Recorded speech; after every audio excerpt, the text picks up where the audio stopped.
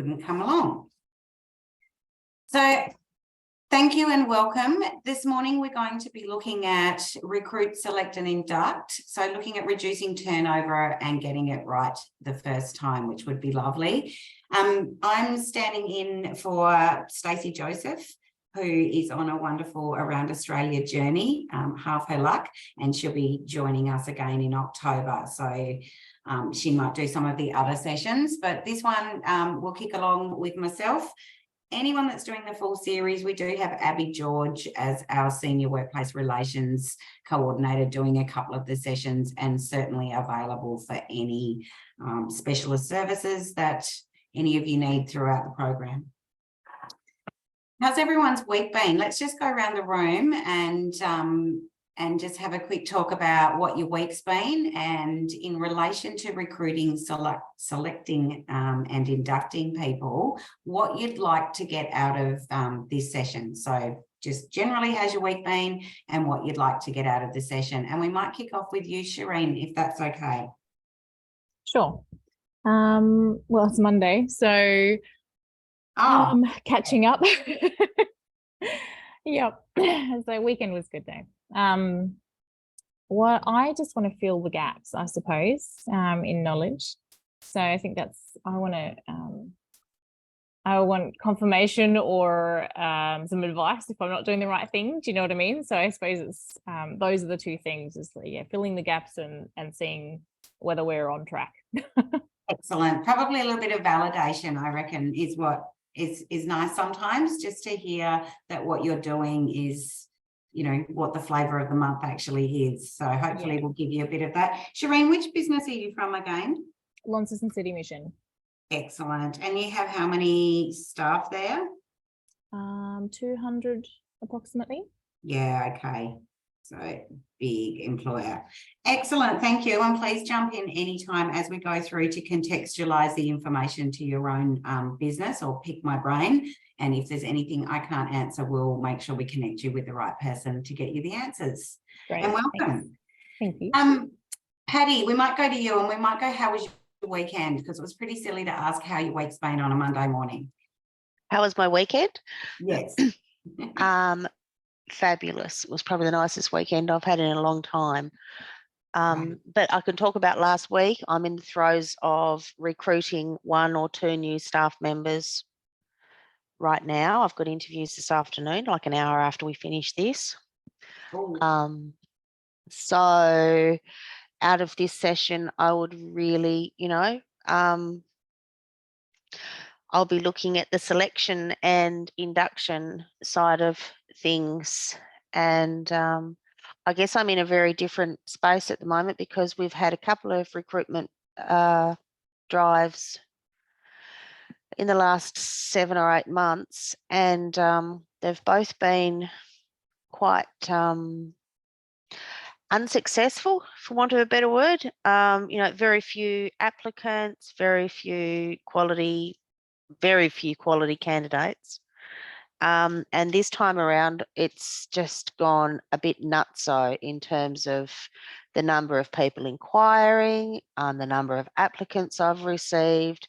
So I'm in a very different space to past recruitment drives in terms of, I've changed the PD and I've changed the way we've advertised a bit, and now we're just getting all these applicants, and now I'm in a different space. It's like, oh, it's not like just who's, is there going to be somebody who will do? It's like, wow, how do I know I got the right, right one? So yeah. You've gone from one end of the spectrum to the other. Yeah, very much. Yeah.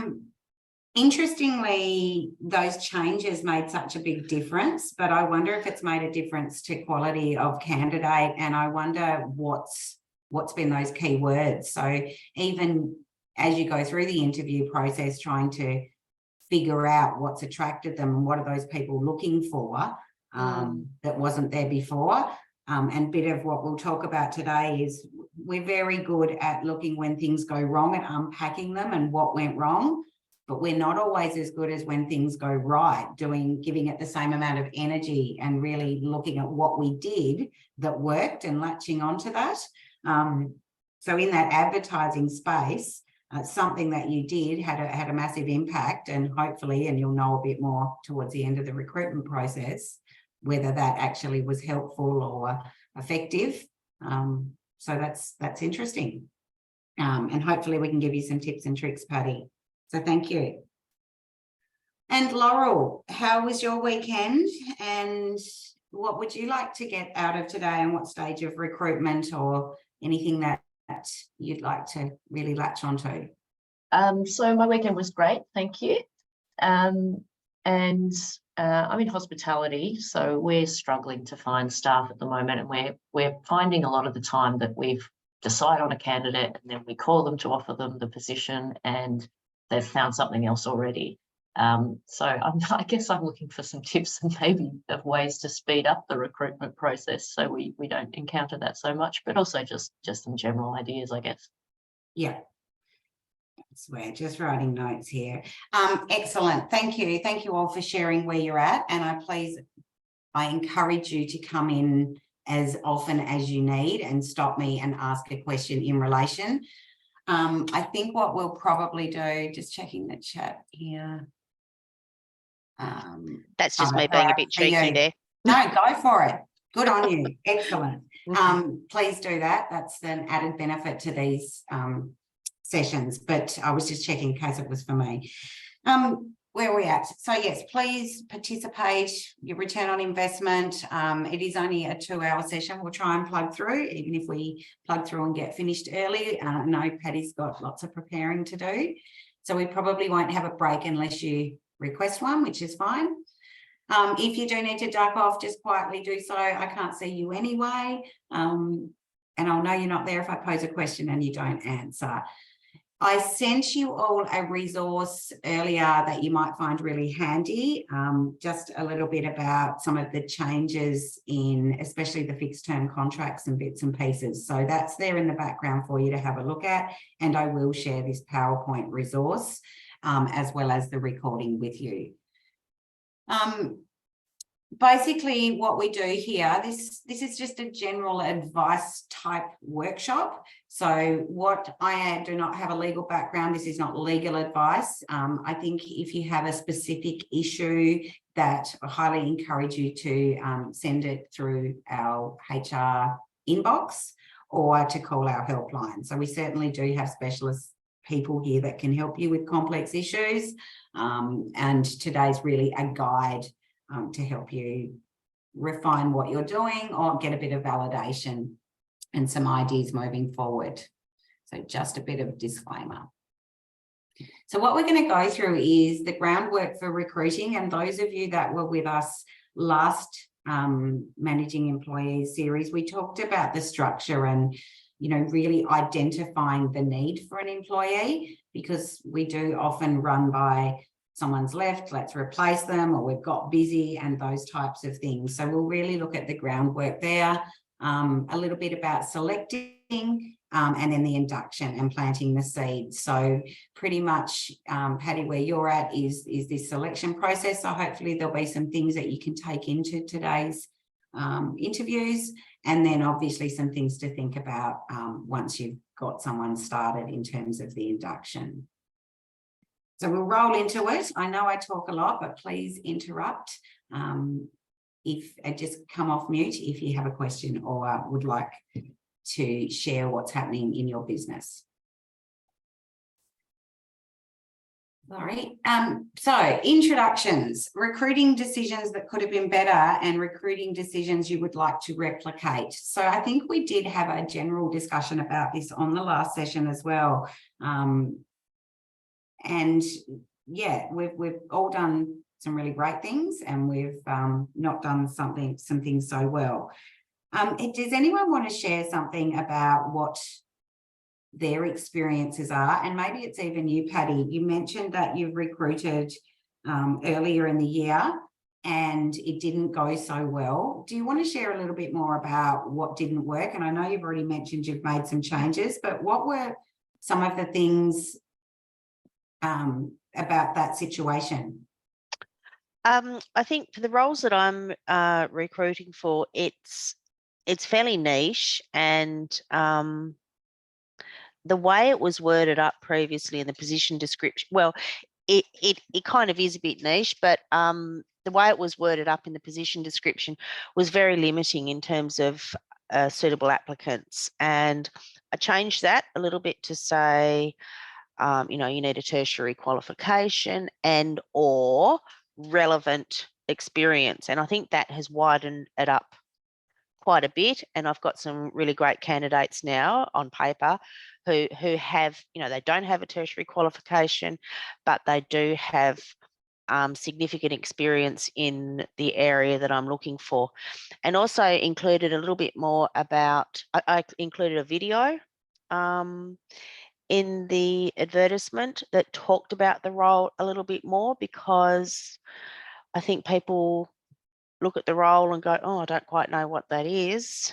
Am I suitable? Am I not? Oh, I can't be bothered, so I won't. And I think that's potentially made some changes. So there's a nice little 2 or 3 minute video that Headspace National created around the role. And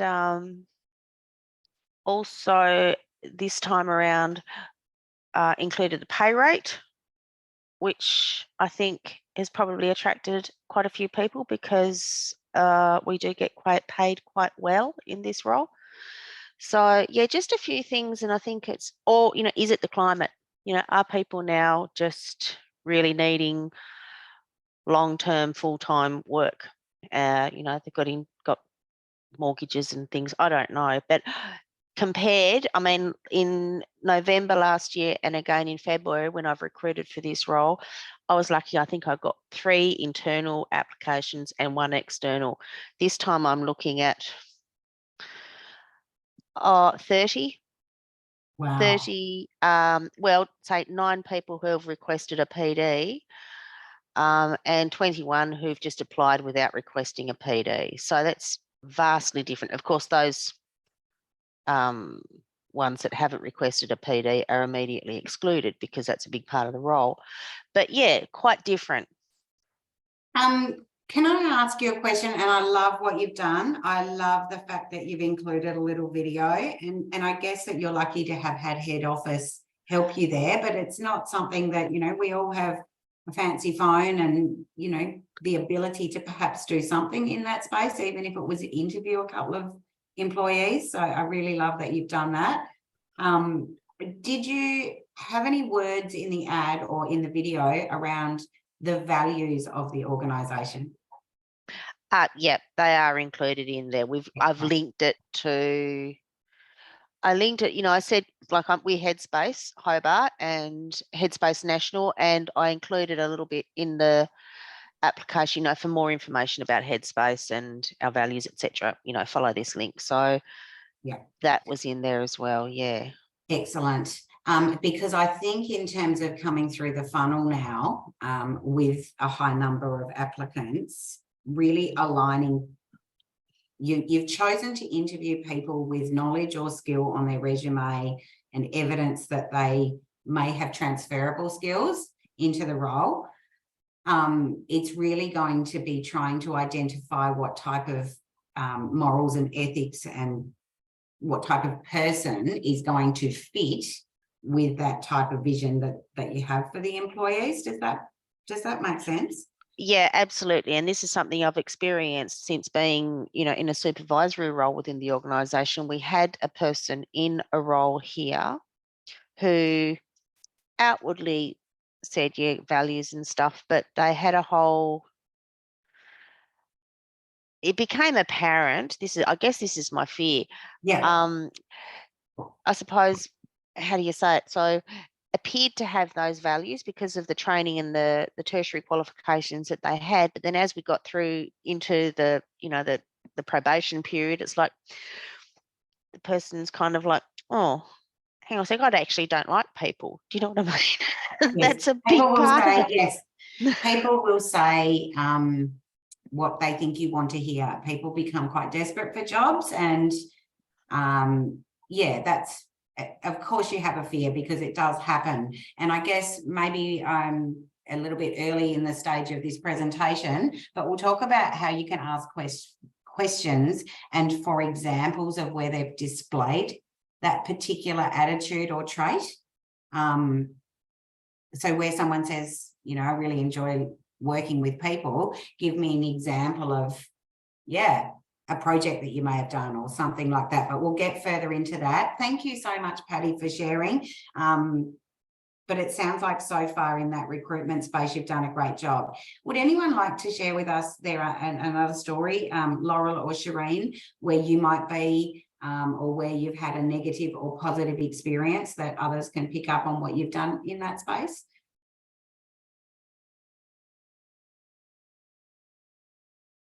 Laurel, I'm interested in having a chat to you. Obviously, hospitality is one of those worker shortage areas, and something that Patty just mentioned was around she's unsure, and this is something that you can find out perhaps through interview, whether that permanent work at the moment is something that's sparked more interest in the role. Are we starting to see people wanting that job security? I don't know, but it's something of interest. Are you there, Laurel? Did you want to comment on that? Yeah, I think I wouldn't feel like I was qualified to comment on whether people are looking for permanent or not. You know, we do a lot of recruitment of casual workers just because of the nature of the business. But we have had good responses recently to a couple of full-time positions that we've advertised, and we haven't struggled to fill them. In one case, our first choice had again gone and found something else in the meantime. But in other cases, we were able to get the ones we wanted. And also we find that we share a bit between properties. So I've got 2 hotels, and at one, someone might interview, but they might not be right for that hotel, but they might be right for the other one. So it's, yeah, that's something that we have bit of an advantage there. But I don't know about the permanent thing.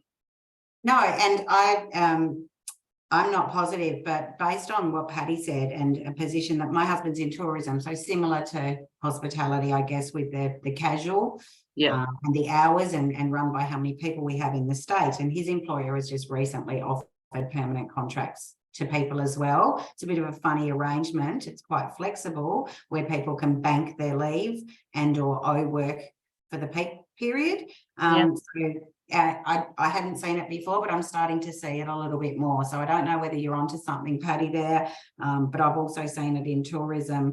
And I guess, Laurel, if you've seen more applicants in that permanent space, then perhaps we just need to look at and monitor the space and what you can do within that space. But the flexibility certainly of 2 hotels, it would be nice. And you can also, I guess, it's managing the expectation around what are the hours that someone would need. It's okay to be really honest around those questions. You know, we understand that people have mortgages, people have families, people have school insurance commitments, school commitments, those types of things. So I think it's a fair question to say to someone, how many hours are you looking for as a minimum to manage that expectation? And I'll take a breath, but I was going to also say I've had a lot of other people tell me about that same. They've interviewed somebody. It seems the good candidates are really looking around and probably cherry picking. I recently was in a position myself where probably within the last 12 months where I was looking for work. It was when I wasn't at TCCI. And I was lucky enough to come back here. However, there was one stage where I had several interviews and I had 3 contracts on the table.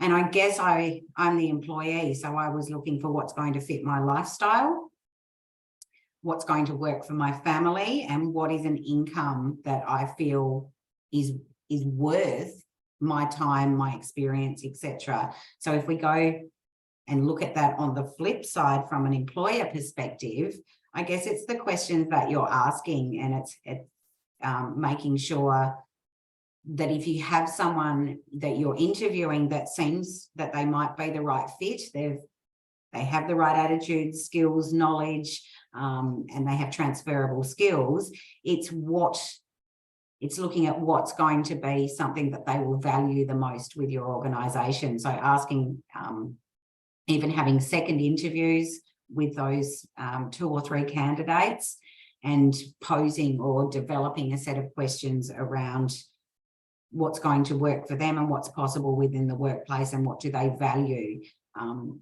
For example, if I was asked a question around what did I value and what would make me choose that workplace, you know, I'd really have to think about my answers and pose something honest. So we can unpack and have a look at some questions around those things as we move through. But thank you for sharing. Shireen, did you have anything that you wanted to share? I know I've spoken to both Patty and Laurel. Any good news or nightmare stories in the recruitment space?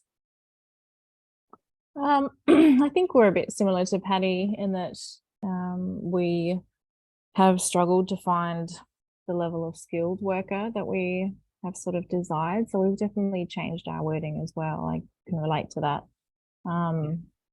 We have a pretty good training process at City Missions. So if we do need to upskill, we do try and highlight that. I mean, there's a level, I think a 4-year degree might be a bit tricky, but there's certain roles where we can upskill, and we've looked at other options of or equivalent, much like Patty's mentioned. So I think we've had to get a bit creative with how we approach the wording of job ads, because some of them can be quite wordy and some of the roles are quite dense, I suppose. So giving that overarching view of it without overwhelming anybody. Yeah. So I think we've been reviewing processes quite a bit. And we're also quite a diverse organisation. So it's not just client services, it's social enterprise, and we also have warehousing, recycling. So there's like different awards that we fall under, and you know, there's a lot of policies in place for that. So yeah, it's trying to be creative and understanding what's out there, and knowing that, you know, people can choose, particularly the highly skilled. They can be quite selective. One thing that's probably been successful, which is an unusual scenario, we always have sort of, you know, you have to have an end date, I suppose, of the job ad and go, you know, we need applications in by this date.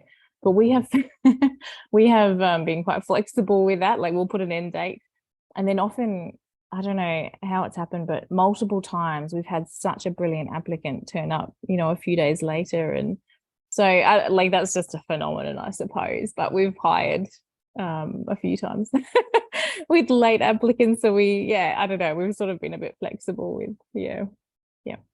That's interesting, because a lot of people, and I guess there has to be a line somewhere. It's like, it was something that you said earlier, Patty, where people haven't addressed, I can't remember the words, but maybe it was the selection criteria or rang up to get the PD, or sometimes we're a little bit black and white, and we need to be. So I understand that. But that's an interesting comment, Shireen, because I have seen that myself. Someone's just moved to the state, and I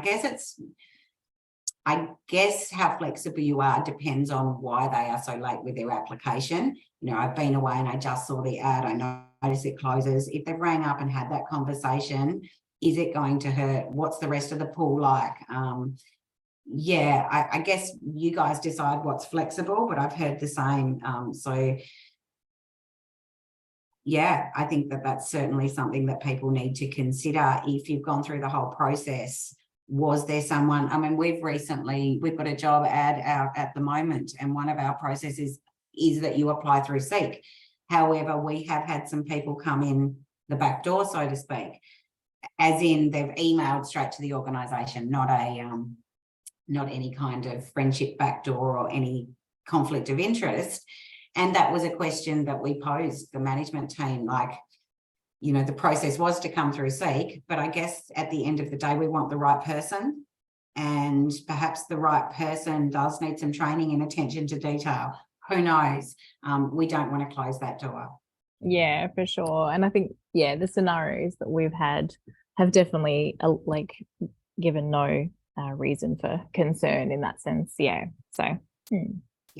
Yes, a long-term unemployed who only checks it once a month and just missed it. Yeah, maybe that's a different story. Maybe it's not. But I think we need to, in today's climate, I think we need to have our open minds and open hearts. It's really about the right person. And if we get the right person with the right attitudes and either the right skills and knowledge or transferable skills and knowledge, or transferable background, then that's where we need to be looking, I think, at the moment, because people are finding it hard to find good staff. There are some wonderful employers around. Let's have a look at some of the ways that some people are recruiting that makes it easier for us. I don't think anyone would apply for this job. Men wanted for hazardous journey, small wages, bitter cold, long months of complete darkness, constant danger, safe return, doubtful honour and recognition in event of success. Comments? Anyone going to apply for that job? I think it would get people's attention, but I don't know if they'd apply for it. It would definitely cause a conversation starter. Absolutely, it would. So I guess it's there's a few things wrong with that, other than it being, it might be being really honest about the role. Men wanted, I would hope they've talked to the Office of the Anti-Discrimination Commissioner and got permission to advertise for men. So again, I think we're all working at a level where we know that if you're going to be gender specific, you need to make sure that you've got the relevant permissions and make sure you're working within the law. For hazardous journey, again, workplace health and safety, we would hope that they were working within the confines of law, small wages, we have our minimum wage, etc. So that's obviously, for the purposes of training, a really good example of a bad ad. But there are a few things that we need to make sure that we're portraying to people. I don't think anyone wants to work in a place that isn't working, that isn't operating under the law. So where we're talking about discrimination, equal employment opportunities, we want to sell that we're inclusive, not that we're breaking any kinds of laws. So just a bit of a good example of a bad ad there. So when we're looking to recruit, it's planning for that recruitment. So like we talked about last time, really looking at what it is that we need. Are we replacing someone? Does that job look the same? What type of person, what type of hours? Is it full-time, part-time? Is there someone internally? There's a whole range of questions that we need to go through. We might even do a skills audit, an internal skills audit, to see whether there is someone, or we want that strategy of promoting within. Organisations that promote within generally have a really good name, and people want in. They know that if they get in a foot in the door, in certain organisations, they know the world's their oyster. So that's not a bad idea to have a bit of a process there internally. But talking to different teams as well. So recently, you know, we... as you know, Stacey would normally be running this session, but she's away. So in terms of us losing a key staff member, we had to look at shuffling around who had what skills and what external assistance that we needed to fill the gap in business support. So we actually filled that gap for a small while with a casual until we worked out what we needed long term. So yeah, making a plan, not just going, it's looking at what we need and running through the process that we went through last time with the templates and talking to the existing staff, see what we have now, what we need going into the future, and what people's strengths and weaknesses are, so you can look to fill that gap nicely. Just in that gap space, and it's probably a lot easier for an organisation like us because we're quite small, but we have the need for someone that has confidence and ability to pick up the phone, make appointments, make calls to members and those types of things. And we're really struggling to get someone with the right skills and knowledge and attitude to be able to do those things to complement our team. So sometimes it's in the attitude and the nature of the person. We have plenty of skill and knowledge here in lots of other areas. And there's a couple of us that are more than happy to do that, but we're too busy. So we're actually looking for a certain type of personality. So we know when we're advertising, we're going to get a lot of people with the experience that meets the role. But for us personally, it's a small team, and the personality and the attitude and their behaviour and communication style is going to be of the utmost importance.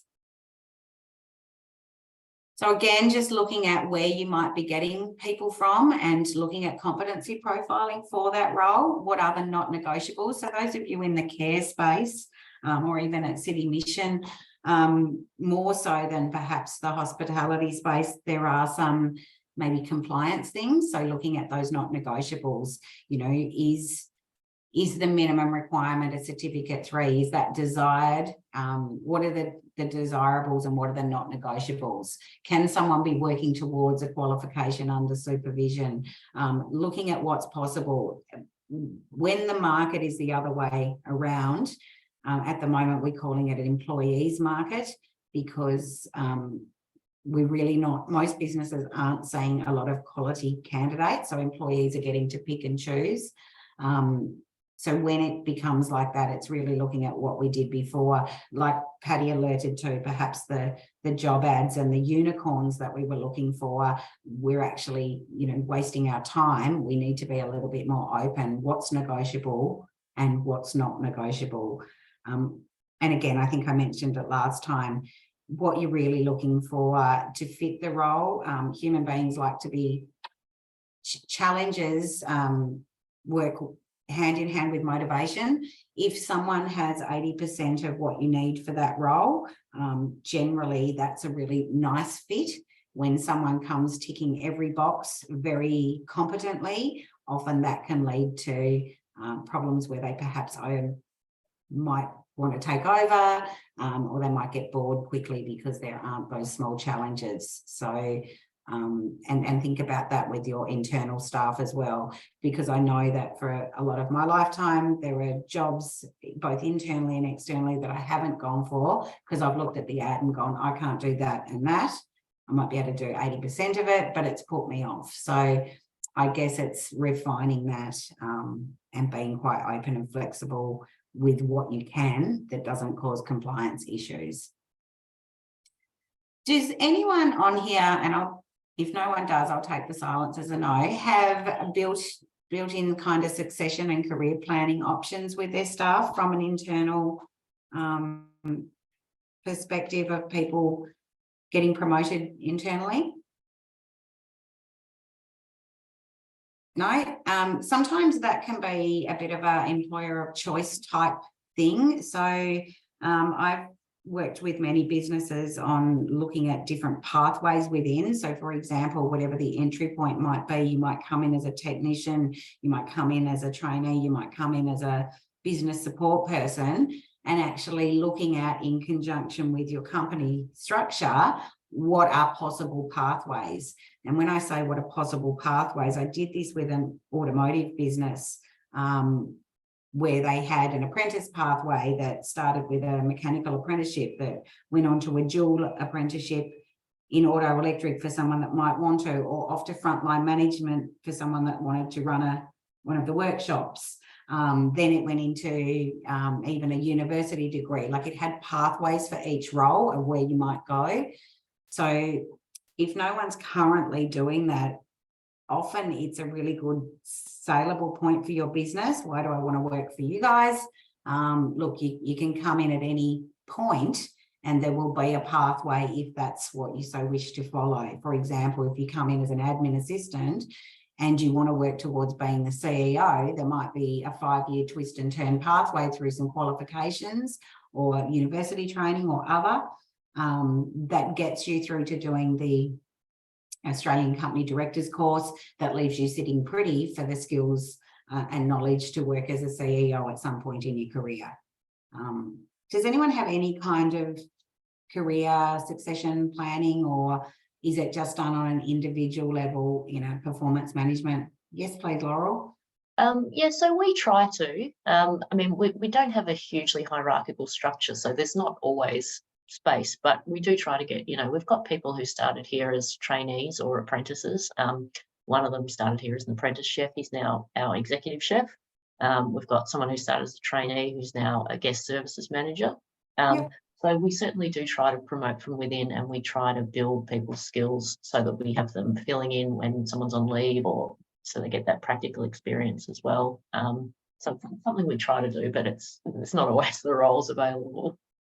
Yeah, I get that. And most of the organisations that I know that try to do it quite well, and I guess can share those like you just have with us. Don't get too hung up on needing a pathway for a certain flavour, like going from just in the food services. Sometimes it's nice to even have a document that outlines where you could go from that point. So, you know, you might start in the kitchen as a kitchen hand and do a traineeship in food, but how would you get out of that into doing something like CEO? And when I say CEO, there are very few roles in organisations that role doesn't turn over a lot. I'm more, and I know I get pushback sometimes on this, so please come in. Upskilling people into different pathways for job roles that may not exist or may not come up even within that organisation can be seen as a positive thing to do. So often I get the pushback of, I'm not going to train someone up that's going to leave. But I actually think as a theory, and as we move into the future, that if you become an organisation that is seen to support and lead people in all sorts of areas, you could actually be someone that people want to work for. I go and work for those guys. There's a pathway. You know, there's a business that I used to work with that have a 3-way pathway in aquaculture. You start on the ground with no experience, you go through some training, and then you can flick off to any area of the business, which includes some of the IT, the office, the marketing, etc. So there are programs. So if you're struggling to recruit people because they may want more, have a think about what you can do in that space, or what kind of succession and career planning could happen across the organisation and what that looked like. So again, something that we could work with you in. But yeah, if you start as a technician or a cook or a cleaner, you may actually want to end up in another area. What opportunities within your business are there for that, I guess, is the question to think about, because that's a saleable product. That's where someone might want to work for you.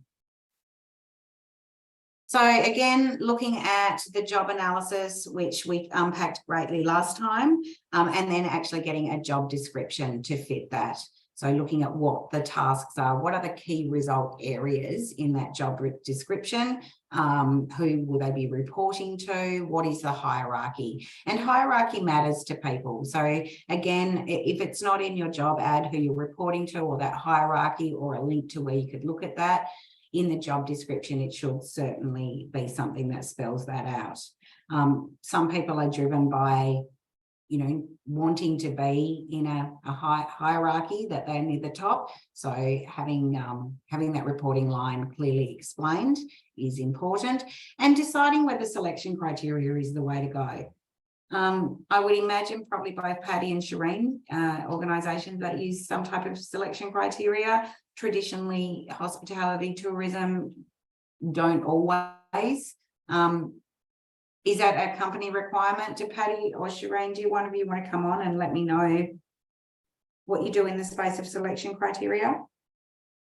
Thanks, Patty. We just have one because the role is not self-explanatory. You know, we're called vocational specialists. Do you know what that is? No, nobody does. So yeah, we have a position description and a selection criteria, although I don't ask people to address the selection criteria. I ask them to look at it and you know, address it within a good cover letter, but based on the role that we do, which is helping people get into work and or study, you know, having somebody who calls up and inquires and seeks a position description, and somebody who writes a great cover letter, and somebody who has a fabulous resume, you know, that's straight up for me. Looking at all these applicants, you know, there's only a few that have stood out that's gone, hang on a sec, this person actually knows what we're talking about when we're applying for jobs. Do you know what I'm so yeah, we have to have a position description, but for me, in my recruitment process, it's also a little bit of a test, I suppose, for the candidates that we're seeking. Yeah. So can I ask you, Patty, the presentation of those documents, are paramount to you? That's make or break. The Let's do it. candidates' applications. Yeah. Yep, that's a big tell. You know, I've spoken to people, you know, we direct and guide and support young people to get jobs. So I've asked people, you know, in the ad on Seek and on the Headspace national site, you know, please contact Patty for a copy of the position description. I've had about 12 people or more people actually call me and get a position description.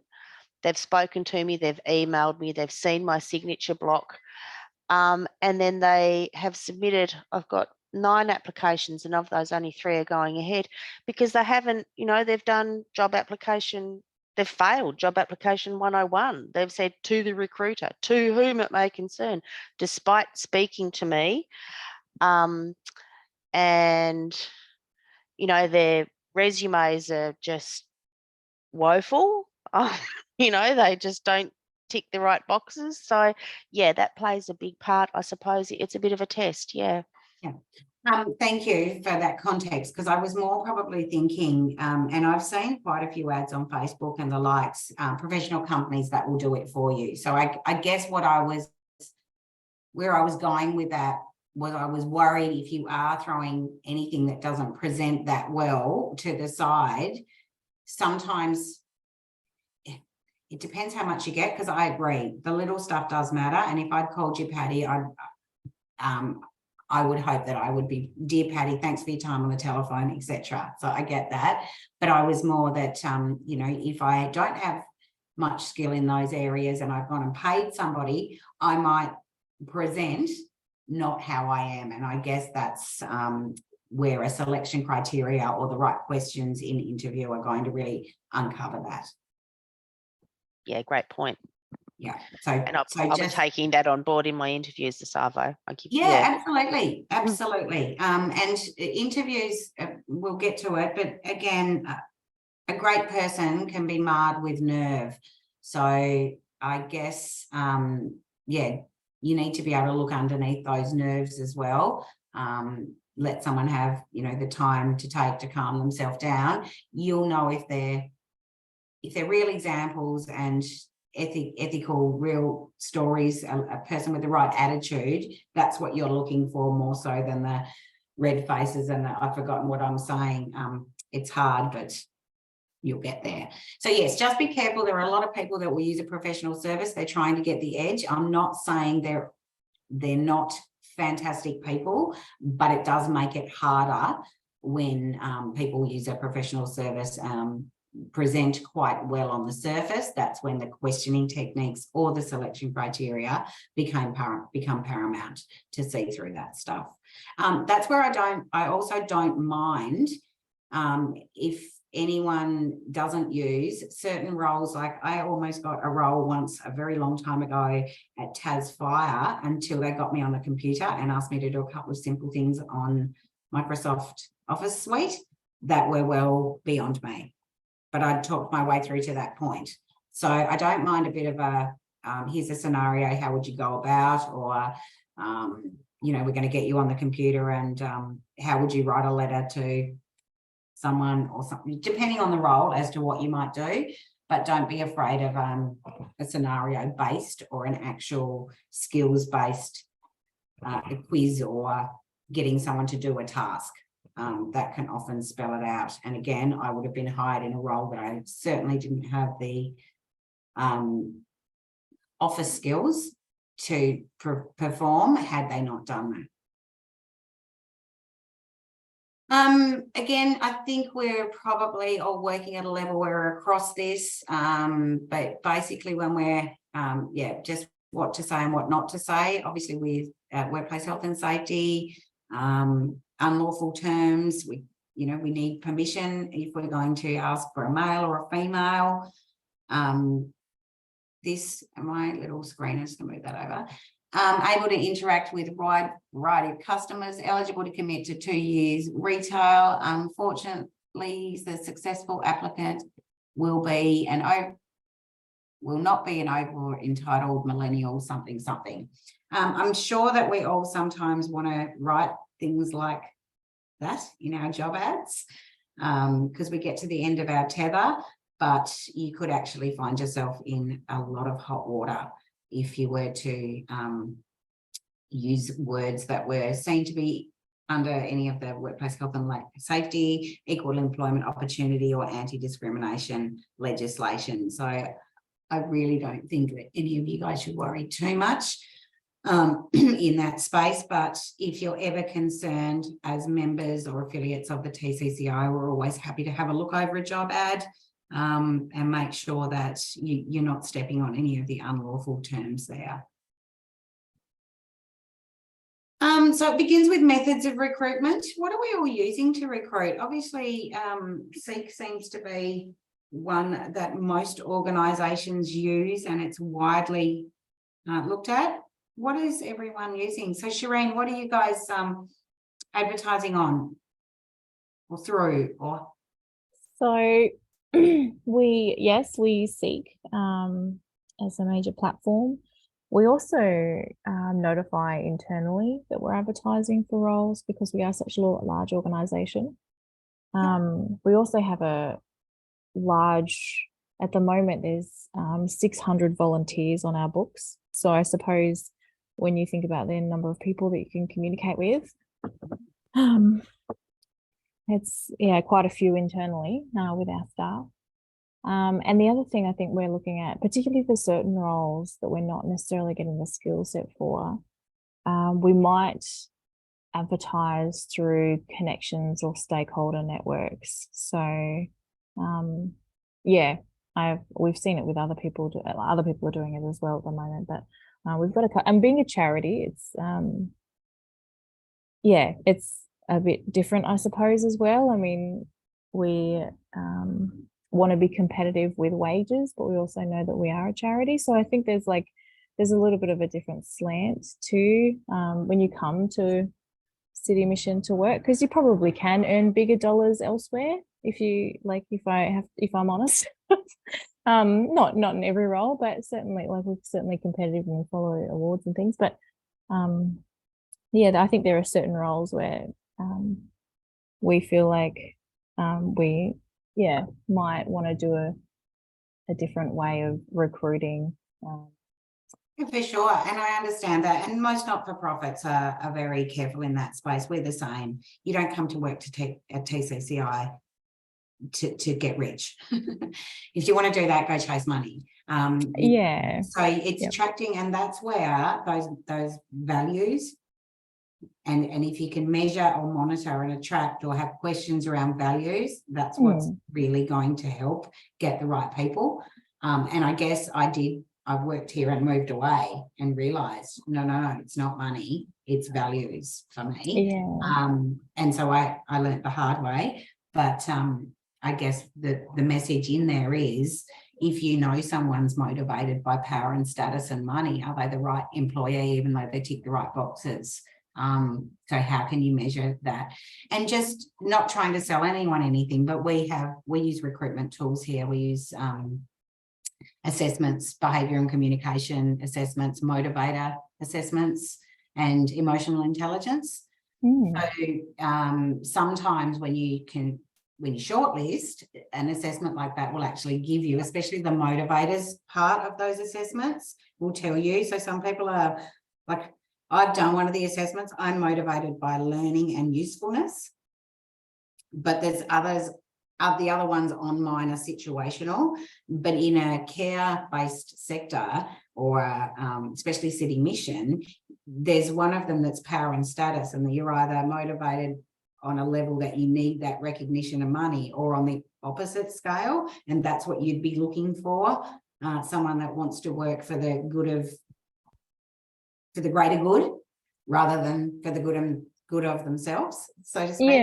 It's not really fantastic language I just used then, but I think you understand what I'm saying. So there are other methods like that you can add in at the last moment with any shortlisted people. So anyone we employ here as a permanent.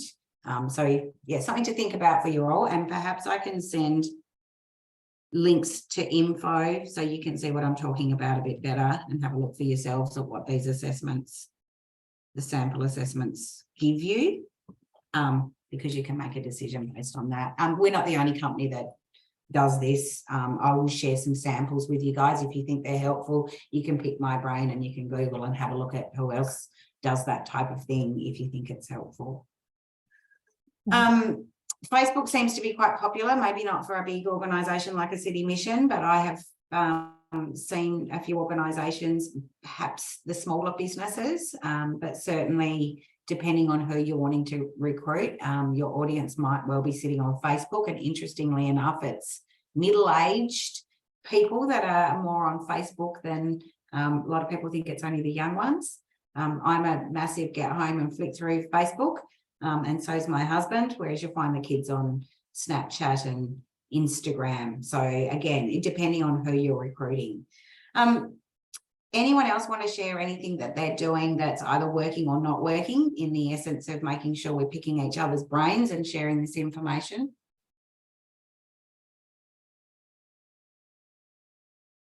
I'll take the silence as nothing to add, but yeah, have a think about who it is that you're recruiting. What's the best platform or method? There's if you're not aware, there are a series of jobs hubs around Tasmania now. So I think you all know about Job Active and places like Work Skills or Max Employment or Azuria. And from time to time, they have some great candidates. Don't rule it out. And sometimes those people come with the ability to get some funding for some training or to give them a trial. So if you're not using those methods, there's some really good employment, like Max Azuria and Work Skills are spot on these days. They've got some really great people working for them. These jobs hubs sit off the side. That's a different funded pool. Jobs hubs, there's one in Glenorchy, I think there's one in Brighton. If you Google it, you'll see if there's a jobs hub in your area. They help anyone. So any one of us could go to a jobs hub if we wanted help finding a different role or something like that. So they don't just work with unemployed people, they work with all people.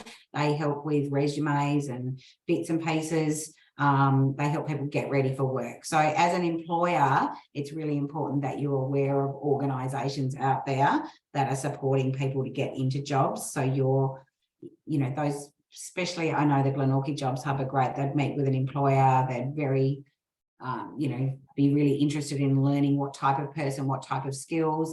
And I know those types of organisations are looking at upskilling cohorts. I know they're working in civil construction to get people into the plethora of jobs over there. So if you haven't explored that type of method, that's jobs hubs could be something to have a look at as well. It's fingers in all pies. These things don't cost a lot.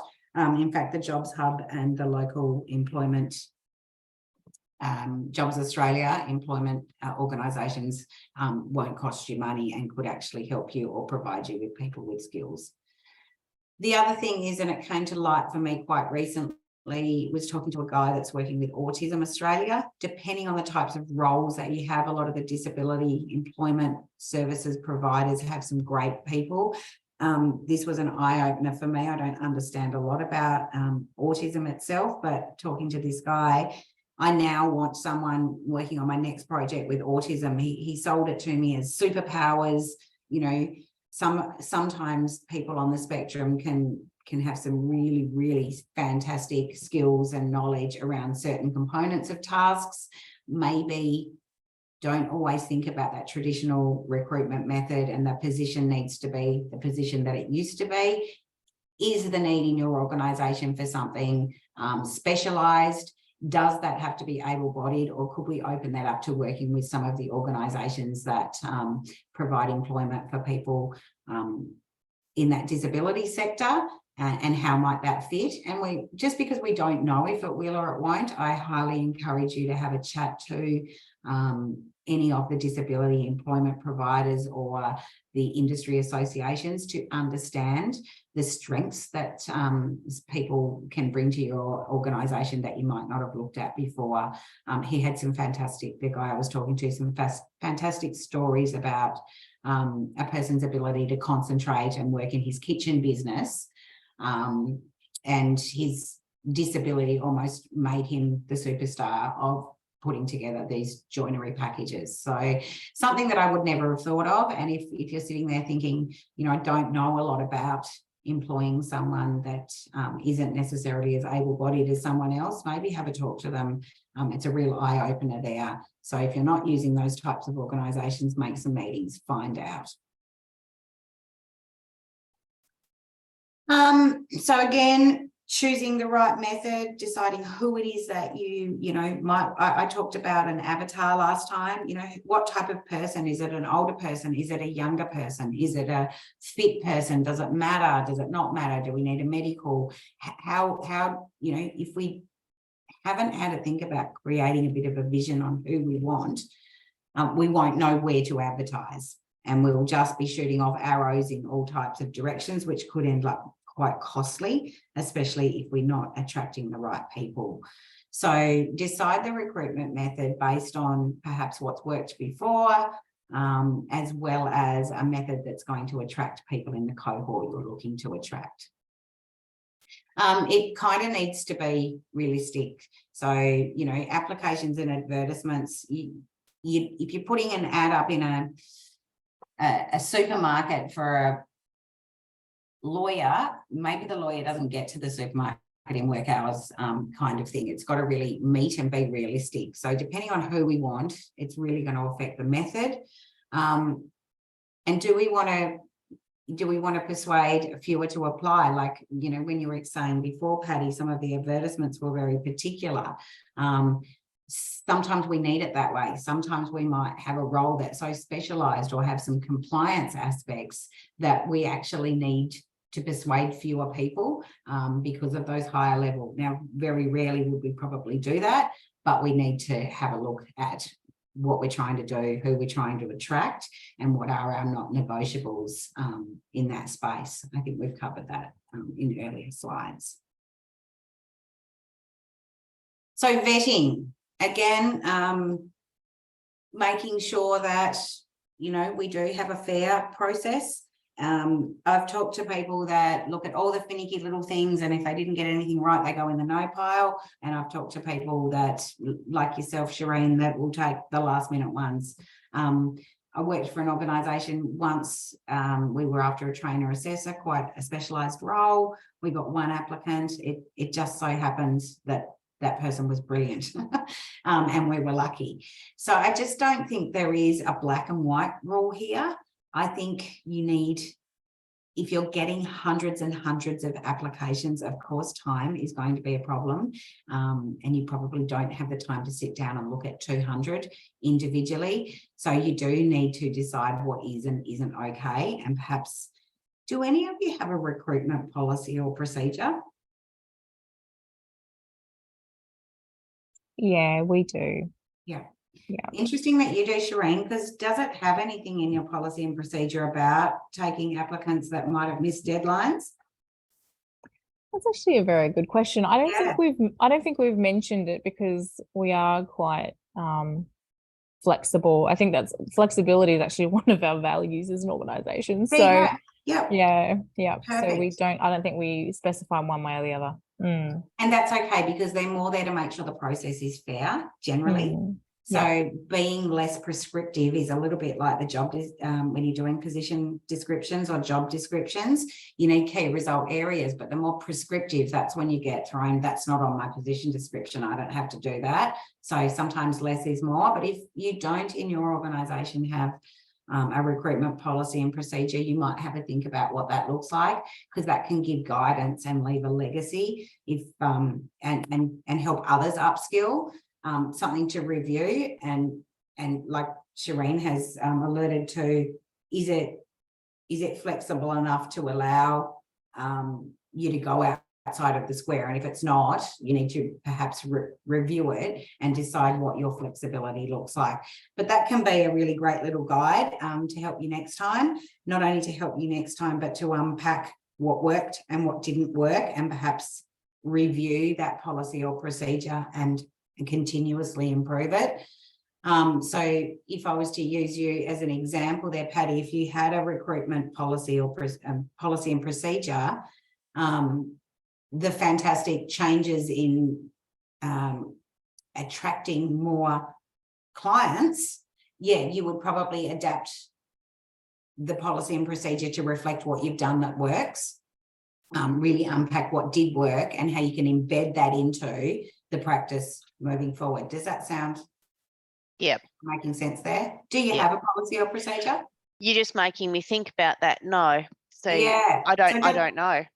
But I think, and now I'm starting to peek out a little bit. I'm thinking, hang on, I've adapted that. It used to say must have tertiary, but now I've adapted it to say and or significant experience, because that's what we're finding, that the tertiary applicants we're getting don't have the experience we need. So that's okay. And that's good. This is continuous improvement. So if you find a policy or procedure that says must have, you're going to update that policy or procedure. So please don't get panicky on me. This is not die in a ditch. It's only die in a ditch if you were something compliance wise, like in when I worked in agriculture, if a diver went to check the nets and he didn't have an up-to-date oxy resus certificate, that's not compliant. Like, that's bad. He can't work without that certificate. So yeah, don't get too panicky on me. I didn't mean to panic you. No, thanks for that. That's cool. And I think at this point of where you're at in that recruitment process, don't worry about even looking for it until the end of the road, okay? Unless you get to the next stage and maybe want to look at it and see if it'll help you with the next stage. Yeah, review it later. If you didn't know it was there, don't write the wheel now. Have a look when you need to have a look, and perhaps use the experiences of the last 12 months to either find and update what's in place, or to have a look at writing something that works. But we never know. There's always got to be a review in there. I mean, we just changed some membership levels and stuff, and you know, I have some questions now where 2 months in that I didn't know I had before. Any process, policy, procedure, when you review it, it'll need time to roll out and then time to reflect on. So but it can help you. Sometimes there's years between recruiting. It depends on where you work and what the turnover in the team is. And the better you get at recruiting, maybe the longer those times get. So remembering the process or what did work last time and having it documented isn't a bad idea. Again, when you're doing that vetting or looking at that job description and stuff, maybe get the feedback of other people in the team. It's not just a manager thing. You know, we've really clearly gone out to everyone here when we're looking at, and we're recruiting at the moment, what that position should or needs to look like, and what each person might, what work they might give to that person. So it's really been a collaborative process, agreeing on that's what we're looking for. The types of skills, attributes and knowledge, again, it's been a collaboration. We're going to, and I mentioned this earlier, place a little bit more weight on that assertiveness, that ability for someone to have the confidence to pick up the phone, make appointments, ask the right questions. So we've got a little bit more weight placed on one of the attitudinal aspects, perhaps.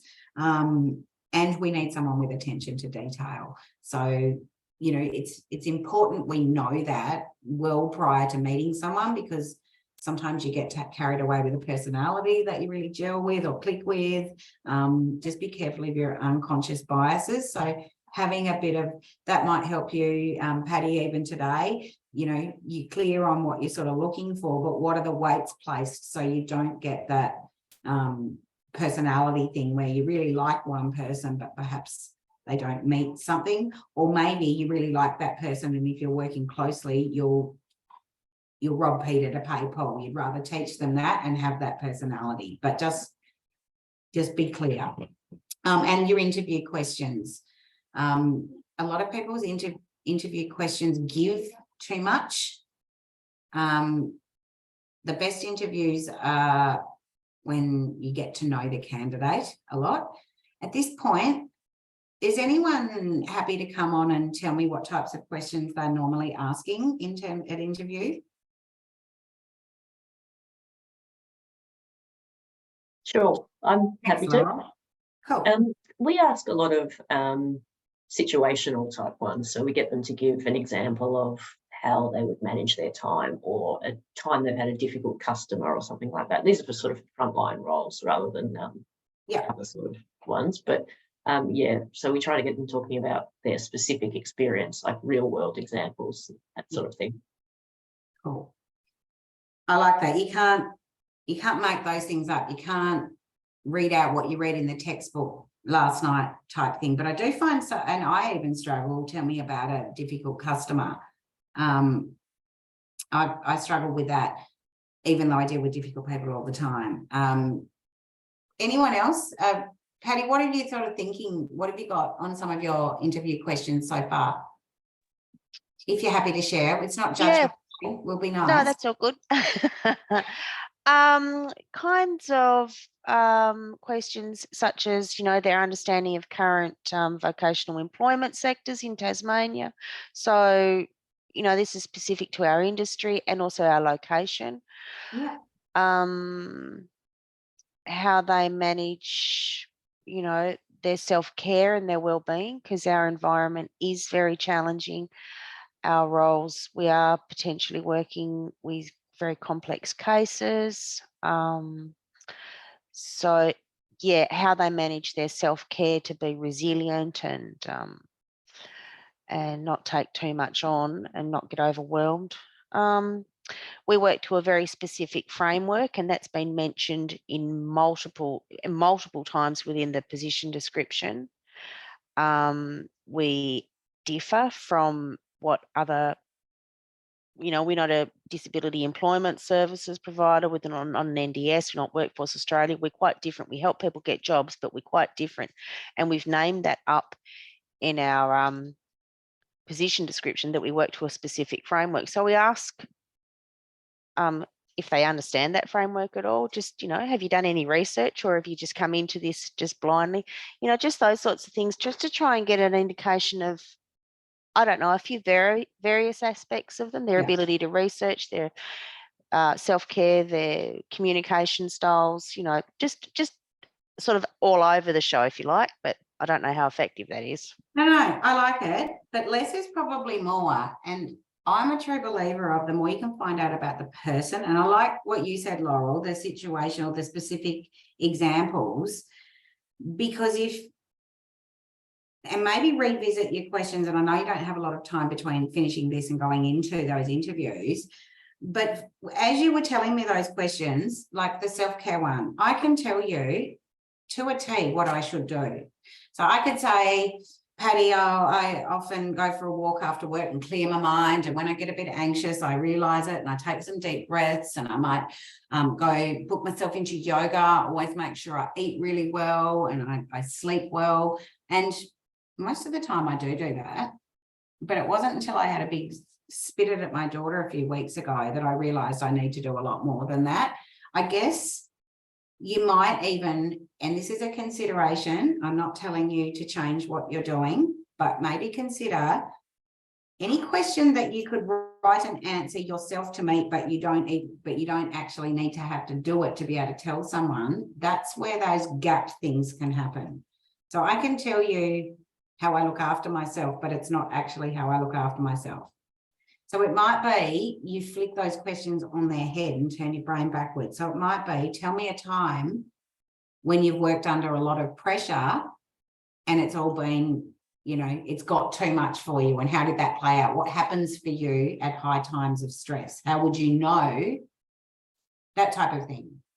Yep, spot on, thanks. I guess what I'm asking for is, we are big on supervision in this space. You know, if you've got an issue, you go and speak to your clinical lead and those sorts of things. So yeah, that's great, thank you. But instead of what do you think you might do if you've got an issue, tell me a time when you've had conflict at work and it's got really bad for you. Who did you know, what were your avenues? Who did you speak to? How did you manage that? Or what did you do? Yeah, revisit the questions and see if you can flick them, see if it's something someone can answer with having read or the knowledge of, or whether you can actually flip it on its head and ask it. It's not even the same question sometimes. It's the more you can understand someone's behaviour or communication or resilience. I know they're very You can't just say, you know, how resilient are you? But it might even be using COVID. Tell me about what happened for you when COVID hit. Did you get to work at home? How was that for you? What did you like about that? What didn't you like?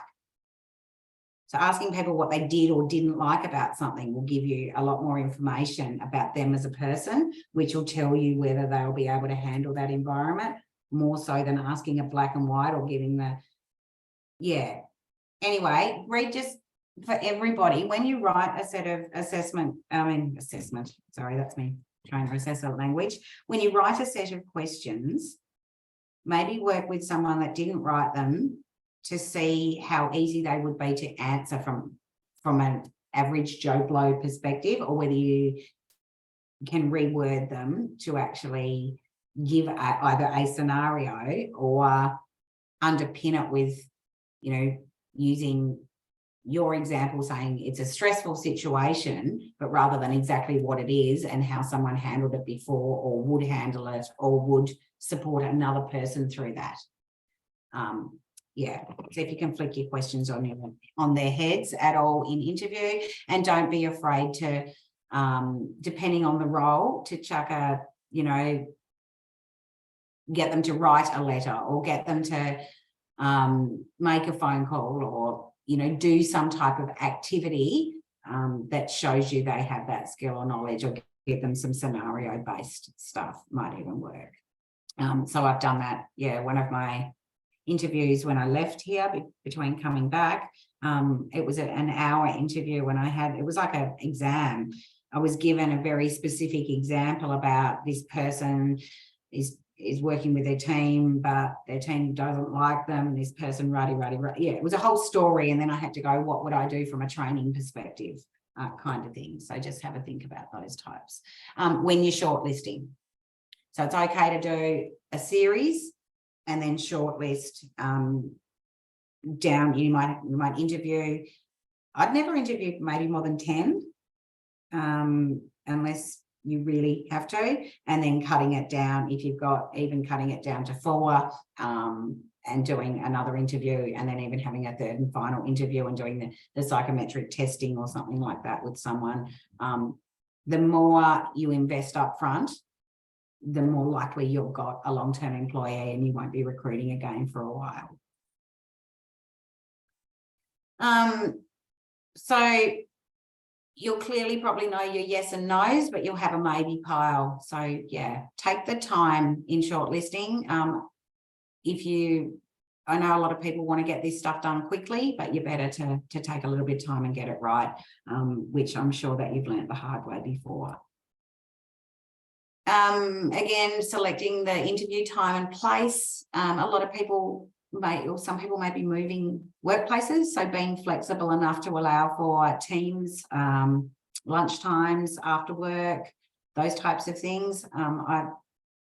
You know, if I was in a position to have to go for an interview, I would have to take a day off, for example. Do we expect the person to do that?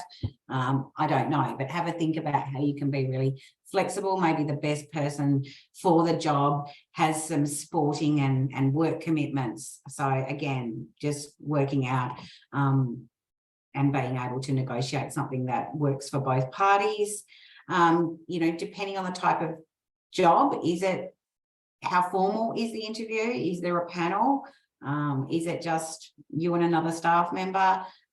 So making sure that you're thinking that through. And it's, you know, the higher level jobs seem to attract panels, and panels often are really nerve-wracking. So if you've got a panel for an admin support role, it may not be necessary, and it may actually be off-putting and not bring the best out in the candidate because of how nervous they might be.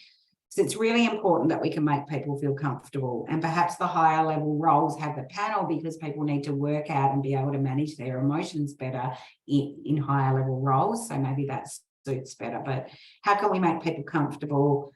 How can we build rapport with them? Because realistically, we want to know them as a person. Most jobs, we need to have someone that fits into the team, that can do the job as well as get along with the people. So the ability for us to actually get to know them as a person is quite important, thinking about how that might happen. I've been to coffee interviews, met someone at cafes and things like that. There isn't really a one size fits all. It's having a think about your organisation, you know, how you can best keep someone feeling comfortable. And if you are using online methods, perhaps that before you make those final decisions, whether you do or don't need a catch up, depending on the nature of the role. If you are working remotely with that person and you won't see them face to face and you'll only meet them on Teams, maybe then an online interview and the rest of it on Teams is okay, but you need to ask yourself these questions.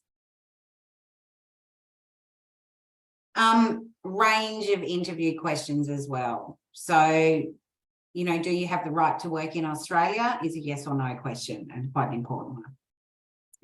The open questions are the ones that are going to give you want lots of information and don't be too scared to dig for it. So try and ask questions around attitudes and behaviours that will have to create an open response. They can't just yes or no. So yeah, any question that, especially around behaviours and attitudes, you know, a lot of people ask things like, what type of management style is your preference? How do you like to be managed? What works for you? You may even ask that question, tell me about the best manager you ever had and why was that person the best manager? You'll get an inkling for what they need at work. The more you can ask questions about even what would the dream day at work look like for you? You know, if they said, oh, it's talking to people all day, or oh, it's staring at my computer and not having to talk to people, the more you can find out about them as a person, again, their resume and their cover letter or any certificates or years of service at places will tell you whether they may have the right knowledge and skill. The stuff that most people don't spend enough time on in interview is getting to know them as a person. Even what are their hobbies? What do they do? You know, there was a weekend off, they had a weekend off work and it rained all weekend. What might they do with that time? Can I say something? Please. It's just interesting that you say that, because I was going to say there are some of the questions that we do have, particularly in client services. Love it. We do have some of those, like what, you know, the sort of the managerial style that you've appreciated the most, or like those sorts of things. And I remember one time I interviewed, every single candidate said the exact same answer. I was blown away. I was like, oh, no pressure. Because they said this is what we found really hard. Like, so we asked what do you find really hard, and also what do you find really helpful as far as being managed goes. And yeah, it was interesting to see like every single answer was exactly the same. So it is quite handy, because then you sort of gauge, I guess, yeah, like to make sure to be a future leader, Shireen. Yeah, absolutely. And you also, yeah, you self-reflect and you go, you know, is this a growth area for the leader or not? Yeah. So it's sort of, I find it really helpful, those questions. Yeah, thank you, because I was just banging on. But yeah, thank you for validating what I'm saying. What we'll find is going into the future, people want to work for workplaces that care for them as people. Okay. And, you know, that's really interesting that you said you asked that question and got the same answer. Like you said, that's a really, really fantastic opportunity for you to review leaders in your organisation, and are they leading with heart-centred leadership styles that most people want? Because again, when you get these employee markets, and we live in Tasmania, for God's sake, places have reputations. You know, there's certain places that I hear people say, I would never work for them. And there are certain places that, oh my God, I would love to work there. Everyone that I know works there. It's great. And it's about the people. Yes, you have to have a certain amount of skill and knowledge, but if you're supported well and you have the right aptitude and attitude, those things can be taught. But what you can't have in every place is a nice culture. And unfortunately, on the flip side, we've talked a lot so far about employees maybe, you know, misleading or mis-selling themselves. You know, I went away and came back because I was kind of sold a culture and an organisation and a this and a that wasn't there. So this is on the flip side too, being really open and honest about your workplace is important in interview. So hopefully the employee wants to know a lot about you. That some of the most emotionally intelligent people that come to your interviews will be interviewing you and asking you about the culture and asking you about the management style and how you lead people and how you collaborate and how you involve people. So if you get candidates that are asking those questions, mind you, they want to see that. So that's what I asked, and I was given all the right answers. So this is a flip side thing, and this is where we've probably all heard of the employer of choice. This is where I'm a real fan, and we're working on a project with the employer of choice program, but we're doing it because we want the businesses to actually be an employer of choice, not a sticker on a logo, but to have things that attract people. And it's human-centered leadership mostly, and moving into the future that will attract people. People want to work with people who care about them mostly. And like I said, the experience and aptitudes and knowledges can come with that as well. So have a think about your questions and how you can best get to know a person for the role, depending on the role. Again, technical roles or certain certificates or whatever. But, if you've got someone you're wanting to put out in the server room to work as an IT person, and they say they need people they need people around them, they like lots of conversation, and they're going to be working all day in the back room, it's not going to work. So we need to understand our people in conjunction with the roles. So the questioning is really appropriate. Probing, so don't be afraid if they seem to say something a little bit on the surface. Tell me a little bit more about that. You said you enjoyed working on the farm. What about the farm was it? Was it outside?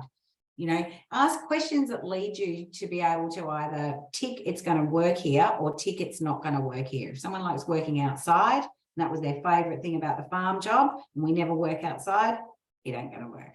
So again, probing. It says loaded questions. I guess what it's saying is ask questions that will lead to answers, honest answers where possible. If someone can be honest with you in interview, and even if it's giving you an example of something that maybe they're not proud of, that says a lot about their values and their attitude. But be careful. We don't ever want to set anyone up. Making people feel comfortable will get the most honest answers anyway. Let's face it, most people are nervous. What's next? Never, ever, ever skip across the referees one. Okay. I've heard so many examples in my lifetime about people that have skipped referee checks and things haven't worked out. Now, most people are pretty honest there in their referee checks. I mean, I've been asked, can I be a referee a few times? The last couple of people, I'm really honest when they ring me.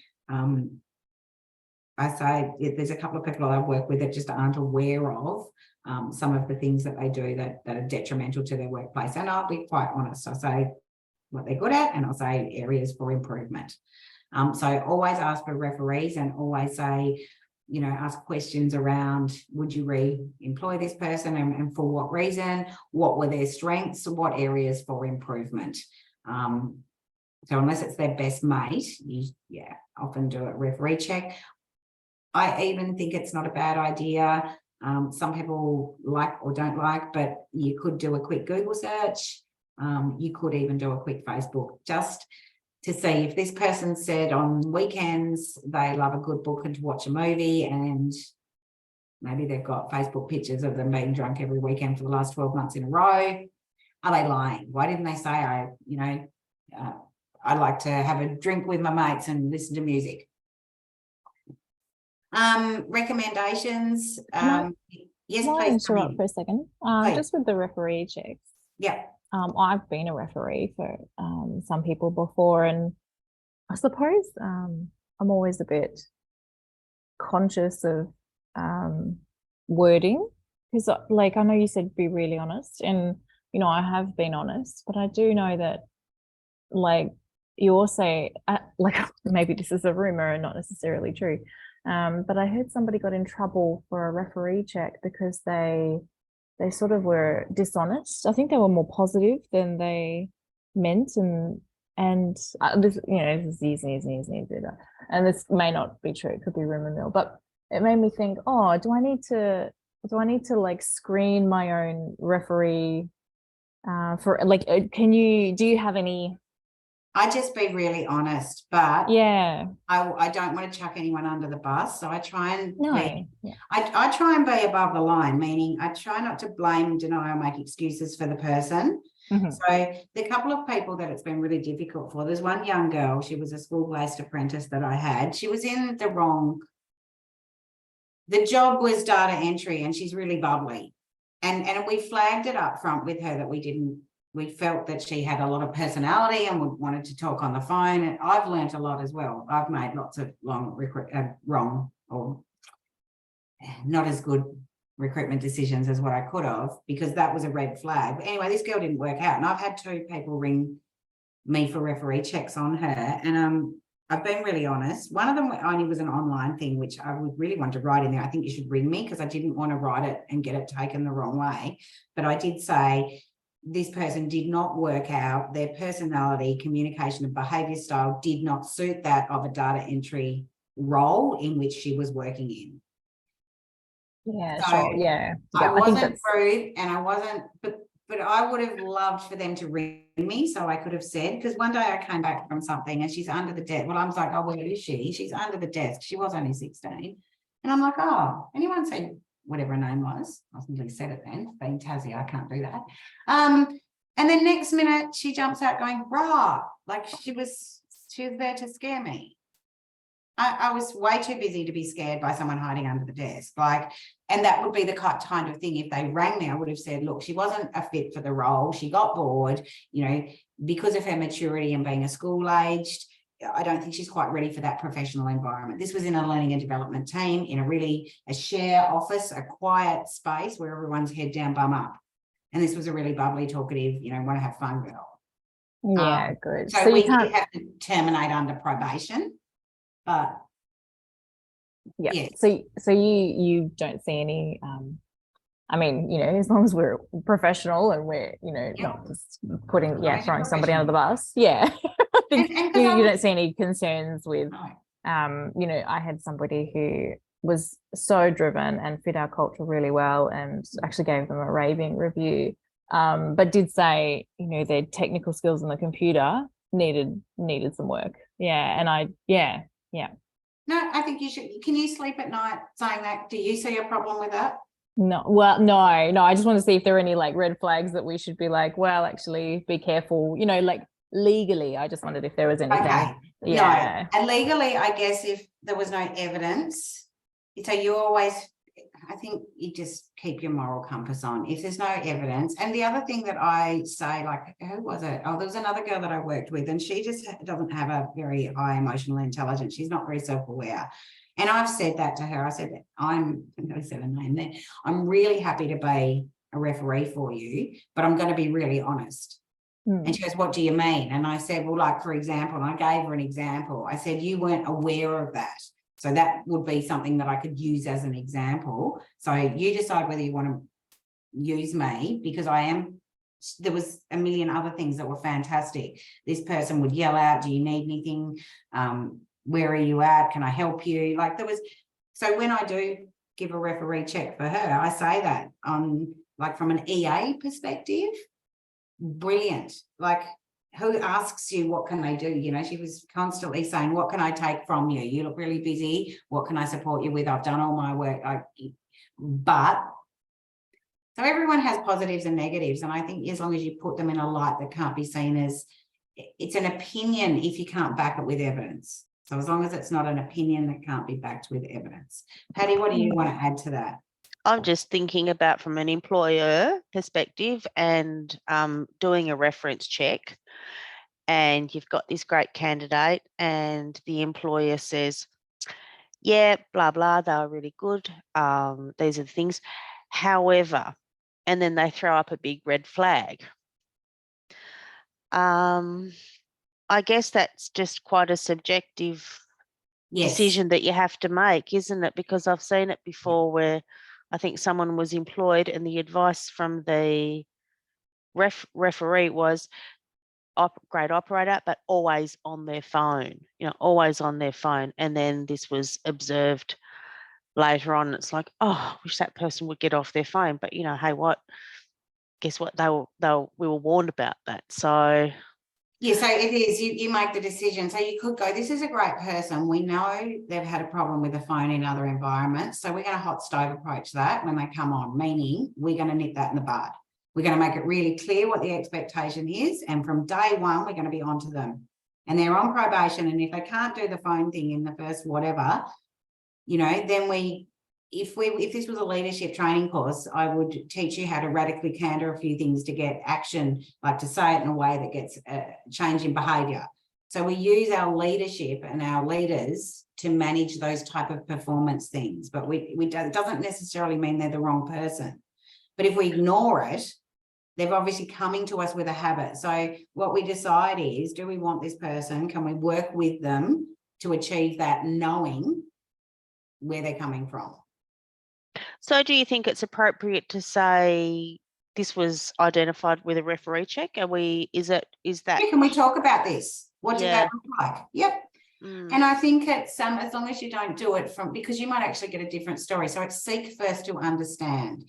So hey, we're not going to appoint anyone. The process is like you're the final, down to the final person. We're going to do a referee check, and then when everything's done with that, I'll be in contact for next steps. So at that point, you could ring them for next steps and say, look, everything's gone well, and everything's looking positive. There was a couple of things that came up in the referee check. Can we just talk about those? It was brought up about your use of mobile phone. Can you tell me about from your perspective? So I guess anything you hear, don't just put this mantra above it. Seek first to understand, because that's how someone saw it. Now, if you worked for a 95-year-old and you used your phone once a day, in their head, that might be you use it all the time.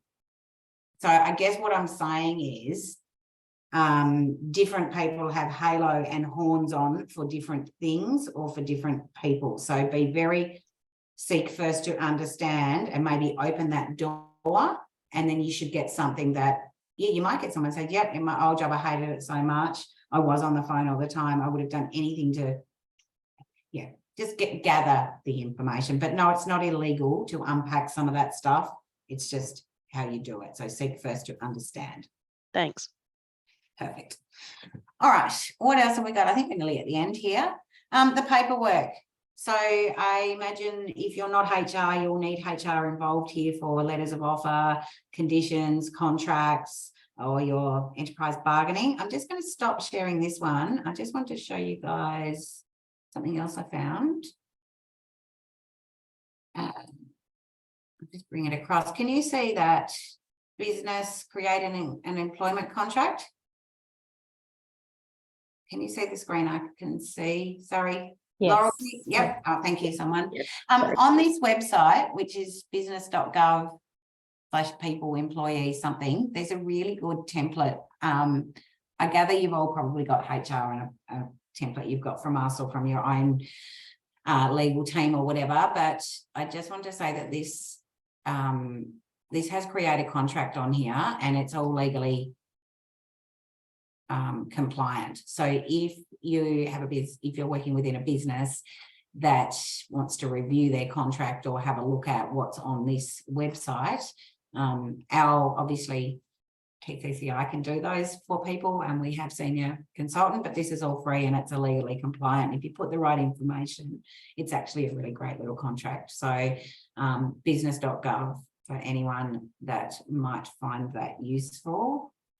I'll bring back the presentation. Oh, we're not doing manage underperformance. I've just shared you the wrong, unless you want to do that one. Here we go. This is where we're at. Okay, so the paperwork. So most of the time it's a contract with a letter, but again, get your HR person involved. There might even be sort of licenses and things like that if the person's driving a car. I know here at TCCI, there was a heap of documentation that I needed to do prior to starting. So make sure that you work in conjunction with your HR department, or you check with us here at TCCI at what you need if you're starting someone. The culture, so onboarding, really important that that person, I guess the first 3 months is really important that you give a good impression. If you've got a good impression to give, I was going to say, there's no use selling your business as something that it isn't. So when I did go away from TCCI, I was sold something that wasn't. What was interesting when I was trying to get out of there, one of the interviews was with a place that's been through a lot and been in the newspaper over the last couple of years. And I loved in their interview from the company perspective how honest they were about that. His words were, so this is if you are going through turbulence or change, or there are some things about your organisation, what I really enjoyed was this person said to me, look, I'm not going to paint you a picture of roses here. I'll give you the real story. You would have seen we've been through this, that and the other. We are dealing with, you know, there's going to be some industrial changes, which is going to affect people's pays. This was in the health industry. We're going to be dealing with the union. Some of our staff aren't happy, but we've got a new people and culture team and we're slowly building that. And that's why they wanted me to go and work for them, because I had the right attitudes and would help them get to where they needed to be. But they were really honest with the journey that they'd been on and the situation at hand. And it was really interesting because there was another lady and myself at this other organisation. We were both interviewed for this position. And she was offered the position. I was actually offered another position off the side. So you sometimes go to an interview and you can get another job. So that happens too. So for you guys, when you're interviewing, you might flag someone for something else, which is what happened. But I decided not that I didn't want that particular role because it was so turbulent and so in the frying pan. And my colleague who went for it and got that role, that was why she did want the job. She really wanted to sink her teeth into a challenge, being surrounded by good people to really bite off a massive task. And that was what she saw as why she wanted it. And then I was offered a role off the side of that, doing some learning and development stuff because I didn't want the business partner. But what I'm saying is, if you do have turbulence, if you do have change, if you've been through whatever, share that. Don't falsely sell your business, because if someone's coming into it expecting this great, lovely culture and everyone's lovely to each other and there's never anything nasty, and let's be realistic. And especially if you have gone through a turbulent time, I think you better to name that up and have someone that's happy to step in and battle with you. So yeah, talk about what the culture is, talk about your plans for it. So if it's not where it needs to be, what you're doing, how each person can be involved in that, what the path ahead is, all of that stuff, sell the dream, and make sure you take the time to onboard and introduce that first 3 months. If someone feels good, they're in the right place at the right time, they're supported by the right leaders, they'll cement themselves there in that organisation quite nicely for a long time and really embed into the culture and the team as it is, if it happens properly. Has anyone else ever had that happen? It was really strange going to work somewhere that sold themselves as something that really didn't. They talk the talk but not walk the walk. Or do any of you feel like you've had some things happen and you don't know how to talk to potential employees about that, or you're all quite comfortable in that space? Oh, cool, we'll take the silence as comfortable. Recruitment problems. So again, only one person applies. That's happened before in an organisation I've worked at, and they were a brilliant person and it was just bizarre. And we didn't need anyone else to apply, but I guess you go back, you do what Patty did, and you go back to the drawing board and go, what words am I using? How am I recruiting? Who's that attracting? What methods am I using? What methods should I be using? What words do we change, etc. Have a process in place there to get back to candidates or make it really clear. So again, that's a really hard thing. If you're getting in excess of 200 applicants, how do you get back to everyone? So have a think about a process. So I've seen ads saying only we will only contact people that we are going to interview, or only I think it's nice to get back to everyone if you can. So what I'm saying is have a think about that. If it's not possible or realistic, make sure that that people know that process, because it manages the expectation. Not going to get upset if I don't hear back, if I knew I might not hear back. Not going to get upset if I know what's going to happen. And again, the thing that most people don't do well enough is, how did the process all work out? We often unpack and pull apart what didn't work to find out what didn't work. We should be doing the same with what did work. And then if we do have policies and procedures, plugging those gaps with continuously improving it and updating it, because this process changes, the workforce is changing, and what they do and don't look for in a workplace is changing, and it's becoming more people-centered. So, having a think about, have a think about questions that they might ask you. Why should I work here? What's the best thing about working here? They pay more down the road. So why, how come you don't? What do you get instead of pay? That's probably not the right language around that. But where was I the other day delivering training, and one of the workers said, at my last work, they had fruit in the kitchen. So providing a box of fresh fruit once a week was a massive thing for this person. I'm not saying you have to give away lots of things, but we're working in a world where if people feel good, is there, discounted a gym? Is there, you don't have to spend a lot of money, but if people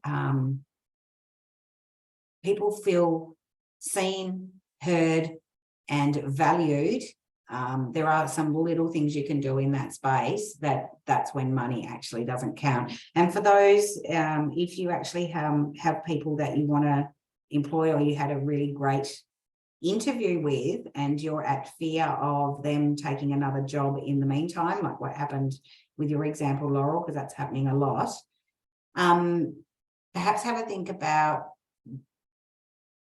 the timing, so of interview between when you'll get back to them. Maybe asking them, look, if you've got, do you have anything else that you're going for? Could you let us know? This had, maybe giving them an inkling. You don't have to offer them the job, but we'd really love to talk to you if you're thinking about taking something else. We'd really love the opportunity to speak to you about that before you make any decisions. Those type of statements, I think, could perhaps fill those gaps. If I had two opportunities and I rang one and said, look, I'm going to take the other one, I think, that gives, if I ring the other place, it gives them every opportunity to say, one of the questions for you as an employer, if you get the chance to ask it, what is it that I need to do, or that we would need to do to have you want to work as us as a number one choice? So maybe not in those words, but that's the kind of question, and that's sales stuff. So any of you who've done sales, anyone that sold cars, what do I need to do to sell you a car today?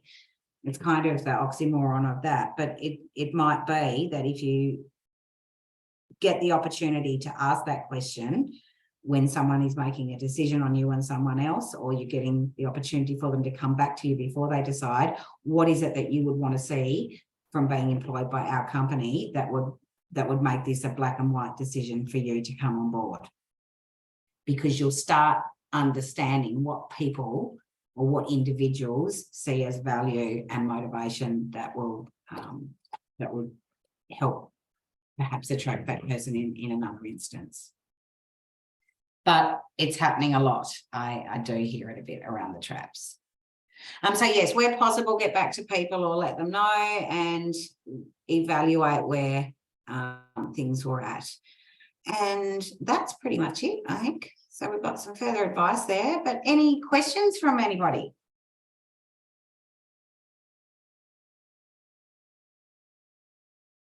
Comments?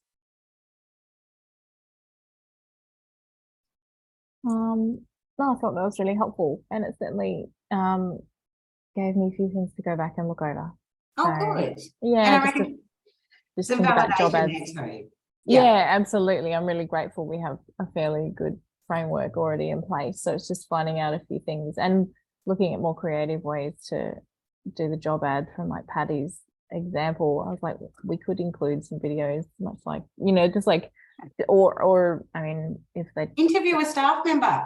yeah, it's just something that would, particularly for certain roles, you know, like Yeah. maybe the higher up, the hierarchy. Yeah, sometimes it's a bit harder to attract, but interesting. Food for thought anyway. Yeah. And don't be afraid to contact each other. Like I generally BCC you, but in the chat box, if you want to share contact details or anything, go for it. And I've recorded this one, so I'll share it with Natasha, who couldn't join us. So, but yell out if there's anything in between. Otherwise, I think I'm doing the next one. It might be Abby, but I'll see you on next time. Yell out if there's anything you want our help with, especially Patty yourself, because you're about to go through this. Don't hesitate to pick up the phone and ask for myself, even if you just want to validate something or talk it through. Or again, because we're a little group, you're welcome to touch base and reach out to each other. Sometimes a little support network is really nice. And I hope everyone has a wonderful week. I'll send a copy of this presentation. I think I flipped that other little booklet to you, and anything else you need, just let me know, and go forth and conquer and have a great week. Thank you. Thank you very much. Thanks. Thanks, guys. Bye. Thank you.